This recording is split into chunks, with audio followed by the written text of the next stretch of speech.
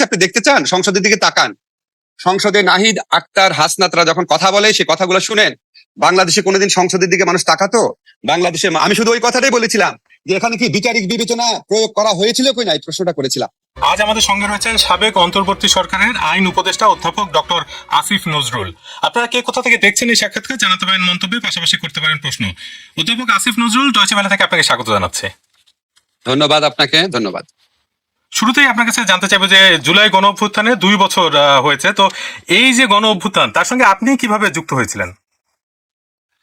আমি প্রথমে গণ অভ্যুত্থানে যারা প্রাণ হারিয়েছেন, যাদের অঙ্গহানি হয়েছে, তাদের সবার প্রতি, তাদের পরিবারের প্রতি গভীর সমবেদনা জানাচ্ছি। আর জুলাই গণ অভ্যুত্থানে যদি আমি জড়িত না হই, এটাই তো সবচেয়ে অস্বাভাবিক ঘটনা। কারণ আপনার গত 15 বছর শেখ হাসিনার শাসনামলে প্রায় প্রতিটা আন্দোলনে আমি ইনভলভ ছিলাম। এমনকি আন্দোলন অর্গানাইজ করার ক্ষেত্রে কখনো কখনো ভূমিকা রেখেছি। কাজে এখানে আমার অংশগ্রহণ না থাকাটা খুবই বিস্ময়কর, কারণ জুলাই গণ অভ্যুত্থান এত বড় একটা জনগণের এত বড় ব্যাপক অংশের একটা ক্ষোভের বহিঃপ্রকাশ। সেই অংশের মানে সাইজটা যখন ছোট ছিল তখনই তো তাদের সাথে ছিলাম। আপনাকে একটা ঘটনা আমি বলি, আমার অংশগ্রহণ তো মোটেও বিস্ময়কর না। আপনাকে একটা গল্প বলি, তাহলে আপনি বুঝতে পারবেন মানুষের অংশগ্রহণ কোন লেভেলে ছিল। আমি জুলাই গণ অভ্যুত্থান চলাকালে একবার এক জায়গায় আটকা পড়ে আমি ঢাকা বিশ্ববিদ্যালয়ের সাবেক ফায়েজ উনার বাসায় গিয়েছিলাম। উনার বাসায় যে মধ্যবয়স্ক মহিলা কাজ করে, উনি আমাকে দেখে দৌড়া এসছে। আসার পরে এই মধ্যবয়স্ক মহিলা, যাকে আমি আগে বহুবার দেখেছিলাম, মধ্যবয়স্ক আপনাকে ভুল বললাম, বয়স্ক মহিলা, উনি বলছে, বাবা আমিও আন্দোলনে যেতে চাই। এটা আমি আমার ফুলার রোডের পাড়ায় দেখেছি। যারা কোনোদিন কখনো কোনো আন্দোলনে জানি তারাও গিয়েছে। একটা দেশে একজন শাসক একটা দেশের ছাত্র জনতার বিরুদ্ধে যুদ্ধ ঘোষণা করেছে, মারণাস্ত্র দিয়ে তাদেরকে নির্বিচারে মেরে ফেলছে। এই অবস্থায় কোনো বিবেকবান মানুষ বসে থাকতে পারে নাই ভাই। কিন্তু আপনার মানে আপনি তো লেখালেখি করেন এবং মানে অনেক মানুষ সেগুলো অনুসরণ করে, তো সেখানে একটা জায়গায় আপনি এটাও লিখেছিলেন যে যখন আন্দোলন শুরু হয় তখন আপনারই অনেক সহকর্মী আপনাকে আসলে সহায়তা করেনি, যখন আপনি এই বিষয়ে জনসচেতনতা তৈরি করা, এই বিষয়ে সবাই মিলে বিবৃতি দেওয়ার উদ্যোগগুলো যখন নিয়েছেন। জি, ওটা তো প্রথম দিকে, ওটা তো শেখ হাসিনা গণহত্যা শুরু করার আগে আগে যখন ছিল, শেখ হাসিনা আপনার শাপলা চত্বর করেছে, বিডিআর করেছে, এটা প্রত্যেকটা ঘটনাতে বেশ কিছু মানুষ ক্ষুব্ধ ছিল। কিন্তু এরপরে জুলাই গণহত্যা যেটা, তো সবকিছু ছেড়ে গিয়েছে। আপনি বাংলাদেশে প্রত্যেকটা ঘরে ঘরে ঢুকে রাত্রেবেলা ছাত্রদেরকে সার্চ করে বের করে নিয়ে আসছেন, নির্বিচারে গুলি করছেন। এইটার তীব্রতা, এই পাশবিকতার, এটার যে তীব্রতা এবং নির্মমতা, তা সমস্ত কিছুকে ছাপিয়ে গিয়েছিল। তো আগের আপনার যে অন্যায়গুলা, সেগুলিতেও যারা সাড়া দেয়নি, তারা পর্যন্ত এই এত বড় অন্যায় দেখে যে আমার সন্তানের বুকে গুলি লাগছে। আপনার মনে নাই যে আমাদের গায়ক ছিলেন যে পার্থ সাহেব, উনি যখন রাস্তা দিয়ে হাঁটছে উনি কি বলছে, যে আমি আর স্থির থাকতে পারতেছি না, আমাকে সম্ভব না থাকা। একটা মেয়ে সে বলছে যে আমি এইচএসসি ফেল করেছি, আবার কোটা কি, আমার কোনো চাকরি পাওয়ার কোনো চান্স নাই, কিন্তু আমার ভাই বোনদেরকে মেরে ফেলতেছে, আমি আর থাকতে পারবো না। আপনি শহীদ আনাসের চিঠি দেখেন, মানে আপনি চোখের সামনে দেখতেছেন আপনার সন্তানকে, আপনার ভাইকে, আপনার বন্ধুকে গুলি করে নির্বিচারে মেরে ফেলতেছে শেখ হাসিনার খুনে বাহিনী।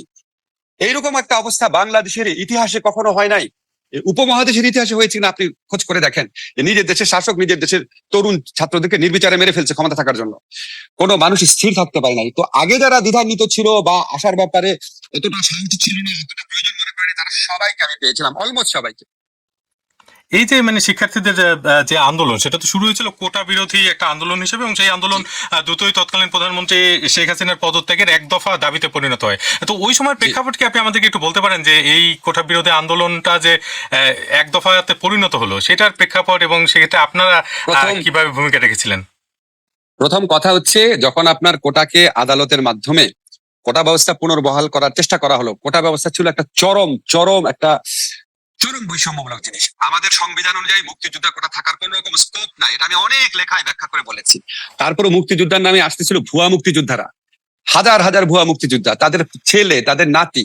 এটা কোন মানুষ সহ্য করবে? এটা আপনি মধ্যবিত্ত নিম্নবিত্ত পরিবারের যে right two livelihood, right two dignity, right to life, সেগুলির উপর অ্যাটাক একটা। সবাই এটা যখন এই প্রতারণা করলো, আদালতের মাধ্যমে করার চেষ্টা করেছে, বিক্ষুব্ধ হয়েছিল।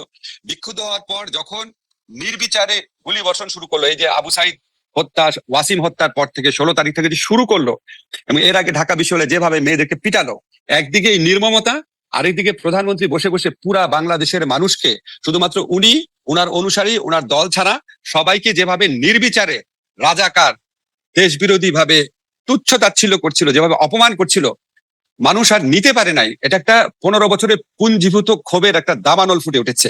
মানুষ তো বহু কারণে ফুসছিল, মানুষ তো বহু কারণে ফুটছিল। দেখেন ভাই, বাংলাদেশের শাসকরা এর আগে অত্যাচার করেছে, অন্যায় করেছে, কিন্তু শেখ হাসিনার আমলে যে গুম হয়েছে, বিচার বহির্ভূত হত্যাকাণ্ড হয়েছে, যেভাবে বাংলাদেশ ব্যাংক লুট হয়েছে, যেভাবে আপনার প্রাইভেট ব্যাংক গুলা লুট হয়েছে, সাধারণ মানুষের টাকা শেখ হাসিনার সাথে ব্যবসায়ীদের হাতে তুলে দেওয়া হয়েছে, যেভাবে ভারতের, কি বলবো, ভারতের প্রতি নতজানু মনোভাব দেখানো হয়েছে, যেভাবে আপনার 15টা বছর বাংলাদেশের মানুষকে ভোটাধিকার থেকে বঞ্চিত রাখা হয়েছে, এবং যেভাবে উনি কথা বলতেন মনে হয় যেন এটা ওনার এবং ওনার বাবার পৈতৃক সম্পত্তি, আমাদেরকে দয়া করে থাকতে দিয়েছেন। এই অডাসিটি মানে এটা সহ্য হতো না মানুষের। তো মানুষ যখন দেখেছে যে আমার কিছু তরুণ মারা গেছে মৃত্যু ভয়কে উপেক্ষা করে, তখন কেউ আর নিজের লাইফের কথা চিন্তা করে নাই, সবাই চলে আসছে রাস্তায়। এই বিষয়টাতে মানে বাংলাদেশের রাজনীতিতে আপনি একটু আগে ভারতের কথা বলছিলেন যে বিদেশি শক্তির হস্তক্ষেপের একটা অভিযোগ মাঝে মাঝে শোনা যায়, এবং সেক্ষেত্রে বিভিন্ন সময় বিভিন্ন নাম আসে, কখনো ভারত, কখনো পাকিস্তান, কখনো জাতিসংঘ, কখনো মার্কিন যুক্তরাষ্ট্র। তো এই যে আপনার জুলাই গণ অভ্যুত্থান, এই গণ অভ্যুত্থানের সময়ে বিদেশি শক্তিগুলোর প্রভাব আপনি কেমন দেখেছেন? আমি ভাই কোনো প্রভাব দেখি নাই। কোথায় কোন কোনায় কার সাথে কি আলাপ হয়েছে সেগুলো আমরা জানি না। রাস্তায় ছিলাম, বিবৃতি দিয়েছি, লেখালেখি করেছি, আশেপাশে যারা মানুষ আছে তাদের কারোর সাথে কারো বিদেশি কানেকশন আছে বলে আমরা জানি না। তবে আপনি একটা জিনিস মনে রাখবেন, বাংলাদেশের মতো দেশে বিভিন্ন দেশের শক্তিশালী দেশের দূতাবাসরা সক্রিয় থাকে। আমি যেটা জানি শেখ হাসিনাকে রাখার জন্য সক্রিয় ছিল ভারত সরকার, শেখ হাসিনাকে রাখার জন্য সরকার সক্রিয় ছিল, একটা পর্যায়ে আর সক্রিয় থাকে নাই। আর আপনার যদি বলেন যে আমেরিকা যেসব স্যাংশন দিয়েছিল ওই র্যাবের খুনি কর্মকর্তাদের বিরুদ্ধে, সেটার কারণে হয়তো আন্দোলনের একটা এনেবলিং অবস্থা তৈরি হয়েছে। এনেবলিং অবস্থা তৈরি হয়েছে, আপনি হিউম্যান রাইটস লঙ্ঘনের বিরুদ্ধে ব্যবস্থা নিয়েছেন, তখন যারা হিউম্যান রাইটস লঙ্ঘনের শিকার হয়েছে তারা ভেবেছে আমরা তাহলে নিঃসঙ্গ না। আমাদের যে আন্তর্জাতিক মহল আছে তারা দেখছে আমাদের দুর্ভোগের কথা, তারা দেখছে আমাদের দুর্ভাগ্যের কথা, এটা মনে করে কেউ হয়তো একটু এনকারেজমেন্ট পেতে পারেন। কিন্তু বিদেশিরা এসে আন্দোলন করে দিয়েছে, বিদেশিরা এসে আন্দোলন করে দিলে তো আপনার মানে কি বলবো, আর তো শেখ হাসিনা তো বহুদিন যাবত বলে আসছে যে আমেরিকা তাকে ক্ষমতায় রাখতে চায় না, তো আগে হলো না কেন? এটা হচ্ছে বাংলাদেশের গণমানুষের আকাঙ্ক্ষা, গণমানুষের আত্মত্যাগ, গণমানুষের আন্দোলনকে নিষ্ঠুর অপমান করা যারা এই সমস্ত কথা বলে। একটি বক্তব্য তো তখন বেশ আলোচনায় এসেছিল আপনার এই 5ই আগস্টের পর, সেটা হচ্ছে যে এই মন্তব্যটি করেছিলেন জাতিসংঘের মানবাধিকার বিষয়ক হাই কমিশনার ফলকার তুর্ক। তিনি বলেছেন যে বাংলাদেশে জুলাই আগস্টে ছাত্র জনতা আন্দোলনে দমন পীড়নে অংশ না নিতে সেনাবাহিনীকে সতর্ক করার পর দেশটিতে পরিবর্তন হয়। তো এই যে বক্তব্য, এটা আপনি কিভাবে দেখেন? এটা তো আপনার ধরেন হিউম্যান রাইটস, এটা এটা খুব স্বাভাবিক ব্যাপার। জাতিসংঘের যে শান্তিরক্ষী বাহিনী আছে সেখানে আমাদের অংশগ্রহণ আছে। আপনি শান্তিরক্ষী বাহিনীর ম্যানুয়াল পড়ে দেখেন, এই সংক্রান্ত আন্তর্জাতিক যত নিয়ম নীতি আছে ওখানে একটা স্ট্যান্ডার্ড মেনটেন করতে হয়। আপনি বাংলাদেশের সেনাবাহিনী হয়ে, বাংলাদেশের পুলিশ হয়ে যদি বাংলাদেশের জনগণকে নির্বিচারে হত্যা করেন, আপনি শান্তিরক্ষী বাহিনীতে থাকতে পারবেন না। এটা স্বাভাবিক ব্যাপার। তো পৃথিবীর যে কোনো দেশের সেনাবাহিনী যদি এরকম করে এবং সেই সেনাবাহিনী যদি শান্তিরক্ষী বাহিনীতে অংশ নেয়, জাতিসংঘ বাহিনী তাকে ওয়ার্ন করবে। তো অত্যন্ত স্বাভাবিক ব্যাপার, এবং এটার মধ্যে তো হস্তক্ষেপের কোনো ব্যাপার নাই। আপনি যদি তখন যদি সেনাবাহিনী যদি ইচ্ছা হতো হাসিনাকে রাখা, তারা বলতো শান্তিরক্ষী বাহিনী আমরা দরকার নাই, আমরা আমাদের সার্বভৌম, বললো না কেন? কারণ সমস্ত নিষ্ঠুরতার তো সীমা থাকে। আমি মনে করি এটা একটা খুবই প্রশংসনীয় ঘটনা, খুবই একটা, তাদেরও সহ্য হচ্ছিল না, তারা যে ইউনিফর্ম পরে রাজনীতির থেকে দূরে থাকে তাদের পক্ষে আর নেওয়া সম্ভব হচ্ছিল না। জুলাই গণঅভ্যুত্থানে নিহতের সংখ্যা নিয়ে বেশ বিভ্রান্তি এখনো দেখা যায়, এবং জাতিসংঘের যে হিসাব তাতে বলা হয়েছিল যে 1400-র মতো প্রাণহানি হয়েছে, হয়ে থাকতে পারে। তারপরে কিন্তু মুক্তিযুদ্ধ মন্ত্রণালয় এখন পর্যন্ত যে সংখ্যা বলছে সেটা 836 জন। আবার সম্প্রতি আন্তর্জাতিক অপরাধ ট্রাইব্যুনালের চিফ প্রসিকিউটর বলছেন যে এই সংখ্যা আসলে জাতিসংঘের যে সংখ্যা বলেছে তার চেয়েও বেশি হতে পারে। তো আমাদের প্রশ্ন হচ্ছে যে এই সংখ্যা নির্ধারণে এত দেরি কেন হচ্ছে, এবং আপনারা অন্তর্বর্তী সরকারের তো অন্যতম একটা দায়িত্ব ছিল এই বিষয়গুলোকে সুরাহা করা, সেই ক্ষেত্রে আপনারা করতে পারেননি। আচ্ছা ভাই, ঠিক আছে ফাইন। তাহলে আমাদের যে মুক্তিযুদ্ধ হয়েছে 55 বছর আগে, মুক্তিযুদ্ধে ঠিক কতজন মারা গিয়েছিল আমরা সুরাহা করতে পেরেছি? এটা কি এত সোজা ব্যাপার? এখন আপনি বলতে পারেন এটা অনেক নিকট অতীতের ব্যাপার। আমরা সুরাহা করিনি কোথায়? আমরা তো 850-র মতো সুরাহা করেছি, এখন নাম উল্লেখ করে, ঠিকানা উল্লেখ করে, পিতার নাম উল্লেখ করেছি। এখন জাতিসংঘ যেটা বলেছে, জাতিসংঘ বিভিন্ন সোর্স থেকে পাওয়া তথ্যে তাদের মনে হয় এটা 1400 পর্যন্ত হতে পারে।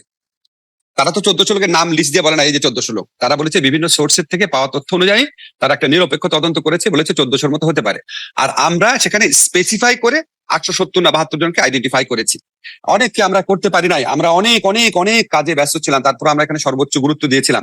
কিন্তু কিছু ক্ষেত্রে আছে অনেক লাশ, আপনি জানেন অনেক গুম কমিশনের প্রতিবেদন সহ বিভিন্ন জায়গায় বেরোচ্ছে, অনেক লাশের পেট কেটে নদীতে ভাসিয়ে দেওয়া হয়েছিল। অনেক আনমার্কড গ্রেভ আছে যেখানে আমরা জানি না কোথায় কবর দিয়েছে। গুমের শিকার অনেক ব্যক্তি আছে যাদের এখনো কোনো খোঁজ নাই, সে যে মরে গেছে এটাও জানা যায় না। কাজে আমরা আপাত দৃষ্টিতে প্রায় 900 জনকে পেয়েছিলাম। এই কাজ অব্যাহত ছিল। আমরা ডিএনএ টেস্ট করেও কিছু কিছু ক্ষেত্রে আমাদেরকে সচেতন হতে হয়েছে, নিশ্চিত হতে হয়েছে। এখন আন্তর্জাতিক অপরাধ আদালতে যে চিফ প্রসিকিউটর বলেছে, আমি তার সাথে কোনো কন্ট্রাডিকশন দেখছি না। আমরা যেই তথ্য উদ্ঘাটনের কাজটা কন্টিনিউ করেছিলাম, সেটাতে যদি ওনারা পুনরায় শুরু করেন, রিজিউম করেন, তাহলে এই নাম্বারটা আরো বাড়বে। বেড়ে গিয়ে এটা 1400 হতে পারে, আরো বেশি হতে পারে। এখন আপনি 1400 নাকি 900, এটা একটা ব্যাপার। যদি 900 হয়, 900 মানুষকে একটা শাসক মারে কিভাবে? 900 মারলে সেটাও তো গণহত্যা, সেটাও তো মানবতা বিরোধী অপরাধ। কাজে সংখ্যা তো ইম্পর্টেন্ট হচ্ছে কেন? অপরাধটা অনেক বেশি ইম্পর্টেন্ট হওয়া উচিত। সংখ্যা 1400-এরও বেশি হতে পারে। আপনি অন্তর্বর্তী সরকারের যুব ও ক্রীড়া মন্ত্রণালয়ের দায়িত্ব পালন করেছিলেন কিছুদিন, এবং সে সময় নিরাপত্তাজনিত কারণে বাংলাদেশ ভারতে বিশ্বকাপ বর্জন করেছিল। কিন্তু বিএনপি সরকার আসার পরে দেখা যাচ্ছে সেই যে বর্জন, সেটা নিয়ে তদন্ত কমিটি গঠন করা হয়েছে। তো এই কমিটির সঙ্গে কি আপনার কখনো আলাপ হয়েছে? না, মোটেও আলাপ হয়নি। তদন্ত কমিটি গঠনের এটা পরে আমার একটু অবাকই লেগেছিল। আমার মনে হয় না ওরা খুব সিরিয়াসলি মিন করেছে। সিরিয়াসলি মিন করলে মোস্ট ওয়েলকাম। সব তো ডকুমেন্টেড আছে কেন আমরা করেছিলাম, আইসিসি রিপোর্ট সহ। তারা আমাদের বলেছিল 3টা কারণে নিরাপত্তা ঝুঁকি বাড়তে পারে। সবাই কিন্তু এই দিকটা এড়িয়ে গেছে পরে। একটা হচ্ছে মুস্তাফিজ যদি দলে অন্তর্ভুক্ত হয়, নিরাপত্তা ঝুঁকি বাড়তে পারে। আর হচ্ছে বাংলাদেশের সাপোর্টাররা যদি এদিক সেদিক ঘুরে বেড়ায়, নিরাপত্তা ঝুঁকি বাড়তে পারে। আর হচ্ছে বাংলাদেশের ইলেকশন সামনে, নিরাপত্তা ঝুঁকি বাড়তে পারে। তারা 3টা বিষয় কম্প্রোমাইজ করে আমি মুস্তাফিজকে পাঠাবো না, বাংলাদেশের সমর্থকদের বলো তোমরা একটা জায়গায় চুপচাপ বসে থাকবা, আর ইলেকশন পিছাই দিব বিশ্বকাপের জন্য। এটা আইসিসির প্রথম যে ইন্ডিপেন্ডেন্ট রিপোর্ট ছিল, সেখানে বলা হয়েছে। এটা আশ্চর্য হয়ে যায়, আমি এখন প্রত্যেকে ওই রিপোর্টটা এড়িয়ে যায়। পরে যখন আমরা বললাম যাবো না, তখন তারা আরেকটা রিপোর্ট করালো, যেটাতে ওই কথাগুলো এড়িয়ে যাওয়া হয়েছে। আমরা এটা বাংলাদেশের নিরাপত্তা, বাংলাদেশের আত্মসম্মানবোধ, আমাদের ইলেকশন সমস্ত কিছু বিবেচনা করে আমরা এই সিদ্ধান্ত নিয়েছিলাম, এবং অবশ্যই খুবই কারেক্ট সিদ্ধান্ত নিয়েছিলাম। কিন্তু অধিনায়ক লিটন দাস তিনি কিন্তু বলছেন যে এই সিদ্ধান্তের পক্ষে তিনি ছিলেন না আসলে, এবং তিনি অনেক কিছু অনেক কিছু ওনারা বলতে পারেন। ওনারা আমার সন্তান সম, আমি ওনাদের কথা করবো না। তো ওইখানে আপনার বিসিবি কর্মকর্তারা ছিল, আমি সবার সাথে বসেছি। ওনারা আমাকে যেটা বলেছে সেটা হচ্ছে, খেলতে তো খেলোয়াড়দের ইচ্ছা করে, তো আপনারা যেটা সিদ্ধান্ত দেবেন সেটাই মেনে নেবো। এর বাইরে আমি কোনো কথা ওনাদের কারো মুখে শুনি নাই। এই বিষয়ে আরেকটা প্রশ্ন ক্রিকেটের সাথে সম্পৃক্ত, সেটা হচ্ছে ক্রিকেটার সাকিব আল হাসান, যিনি আওয়ামী লীগের একজন সংসদ সদস্য ছিলেন, এবং তার বিরুদ্ধে বেশ কয়েকটি মামলা রয়েছে, তার মধ্যে হত্যা মামলা রয়েছে। যদিও তার আইনজীবীরা এইসব মামলা মানে জবাব দিচ্ছে বা এইসব মামলা সুরাহা করার চেষ্টা করছে, তো তিনি তাকে ক্রিকেটে ফেরানোর একটা চেষ্টা চলছে বিএনপি সরকার ক্ষমতায় আসার পর। সেটা নিয়ে আরো অনেক বেশি আলোচনা হচ্ছে, এবং মানে তারা মনে করছে যে আসলে তাকে ক্রিকেটে ফেরানো উচিত। এই বিষয়টি আপনি কিভাবে দেখছেন? আমি এটা নিয়ে সিরিয়াস কোনো কমেন্ট করতে চাই না। বর্তমানে একটা সরকার আছে, জনগণের ভোটে নির্বাচিত সরকার। ওনাদের কাছে যেটা বিবেচনা প্রসূত মনে হয় ওনারা করবেন। আমাদের সময় সাকিবের ফেরার ব্যাপারে দু একবার কথা হয়েছিল। সাকিব নিজেও আমার সাথে কয়েকবার যোগাযোগ করেছিল। আমি ক্রীড়ামন্ত্রীকে বলেছিলাম, তো আমাকে ক্রীড়ামন্ত্রী আসিফ মাহমুদ বলেছিল যে সাকিব নিজের ফিরে আসাটাকে অনেক কঠিন করে ফেলেছে। এই আপনার 5ই অগস্টের পরও সে যেরকম স্ট্যাটাস দিয়েছে বা যেরকম কথা বলেছে, বা যেভাবে তার একটা মানে নিজে যে এই ফ্যাসিস্ট রেজিমের সাথে সমর্থক না, বা এটা হচ্ছে যে ভিন্ন, এটা এক্সপ্রেস করার জন্য যে এরকম একটা অবস্থা আনা দরকার ছিল, সেরকম নেয় নাই।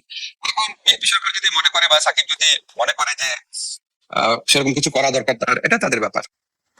তবে আপনাকে একটা জিনিস বলে রাখি, সাকিবকে আমি মনে করি সাকিবের মতো বড় প্লেয়ার বাংলাদেশের ইতিহাসে কখনো আসে নাই, এবং এত বড় প্লেয়ারকে আমরা রাজনৈতিক ভাবে যেটুক নিরপেক্ষ আশা করি, যতটুকু আপনার মানবিক বোধ সম্পন্ন আশা করি, যেরকম আপনার একটা আইডল হিসাবে তরুণ সমাজের সামনে দাঁড়াবে, সেরকম ভাবে আশা করি। দুঃখজনক ভাবে সাকিবের মধ্যে সেগুলোর অভাব আছে।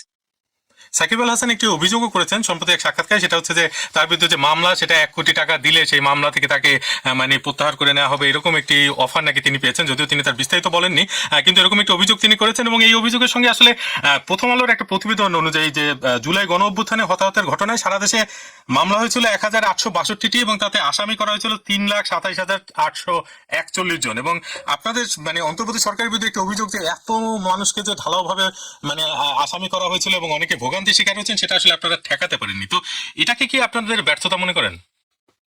ধন্যবাদ আপনাকে। আমি বলি যে আওয়ামী লীগ আমলেও এরকম গায়েবী মামলা হতো, আমাদের আমলে গায়েবী আসামি হয়েছে। আপনি যে মামলাগুলোর কথা বললেন, যে আসামির কথা বললেন, এই আসামিগুলা একটা মামলাতে হয়তো 10টা মামলাতে একই আসামির নাম আছে। আসামির নাম্বার এতজন হওয়ার কথা না, মামলার নাম্বার ঠিক আছে। এখন এই মামলাগুলোর একটাও সরকার দেয় নাই। আওয়ামী লীগ আমাদের সাথে পার্থক্য হচ্ছে, আওয়ামী লীগ সরকার মামলা দিত, পুলিশ মামলা দিত, ছাত্রলীগ মামলা দিত, যুবলীগ মামলা দিত। আমাদের সরকারে কোনো সংগঠন ছিল না, আমাদের সরকারের পক্ষ থেকে একটা মামলাও করা হয় নাই। আপনি যে সময় হত্যা মামলার কথা বলছেন, এখন সরকারের ইন্ধনে বা সরকারের পরামর্শে বা সরকার দলের পক্ষ থেকে কেউ আমরা করি নাই। কারা মামলা করেছে? যারা 15 বছরে ভুক্তভোগী ছিল, এবং এই মামলাগুলোর বিষয়বস্তু একটাও গাইবি না, প্রত্যেকটাই হত্যা ঠিকই হয়েছে। সমস্যাটা কোন জায়গায়? যারা আসামি না তাদেরও আসামি করা হয়েছে, বহু লোককে আসামি করা হয়েছে। এখানে অনেক লোক আছে যাদের এখানে আসলে যুক্ত থাকার কথা না, তার সাথে আমি এগ্রি করছি, বাট এটা সরকার কি করবে? এখানে পুলিশের কাছে যখন প্রথম দিকে মামলা নিয়ে গেছে, একটা লোক তার সন্তান মারা গেছে, সে কোনো লয়ারের পরামর্শ শুনে হোক, সে প্রতিশোধ স্পৃহাতে হোক, সে যে কোনো কারণে হোক, সে 176 জনের বিরুদ্ধে মামলা দিচ্ছে। তো পুলিশ যখন মামলাটা এফআইআরটা করবে, আমাদের দেশের আইনে কি এফআইআর করার আগে প্রাথমিক তদন্ত করে পুলিশের ইচ্ছা মতো এর নাম বাদ দিবে ওর নাম রাখবে, এটা কোনো বিধান আছে? তো কোনো বিধান নাই। তাহলে আমাদের কি করার ছিল? যারা আমাদের এই সমালোচনা করে তাদেরকে বলতে হবে যে একটা মামলাতে 10 জন আসামি না করে যখন 100 জন আসামি করলো, তখন সরকারের এক্স্যাক্টলি কি করার ছিল এটা বলতে হবে তাদেরকে। বলেন যেটা করি নাই আমরা, সরকারের ব্যর্থতা ছিল, আমরা কি করব? ইভেন আমরা যখন পুলিশকে মাঝে মাঝে বললাম যে আপনারা একটু বোঝানোর চেষ্টা করেন যে আপনারা যে এতগুলো মামলা দিচ্ছেন, মামলা তো দুর্বল হয়ে যাবে, এটা স্বরাষ্ট্র মন্ত্রণালয়ের পক্ষ থেকে যখন বলা হলো, তখন পুলিশ বললো স্যার আমরা এটা বলতে আমাদেরকে মারতে আসে। বলে শেখ হাসিনার আমলে যখন 100-150 জনকে আসামি করছিস, তখন করছিস কিভাবে, এখন করবি না কেন? এখন এই যে এই ক্ষোভ নিয়ে একটা মানুষ আসছে, তাকে পুলিশ কি উত্তর দিবে?